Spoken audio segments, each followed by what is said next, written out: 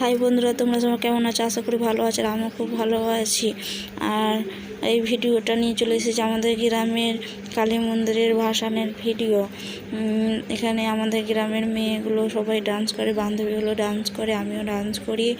আর এখানে দেখো কত সব ডান্স করছে। আর ভিডিওটি যদি ভালো লেগে থাকে তাহলে অবশ্যই লাইক, কমেন্ট, শেয়ার, সাবস্ক্রাইব করিও। আর কমেন্টে বলিও কেমন লাগলো। এখানে দেখো সবাই ডান্স করছে।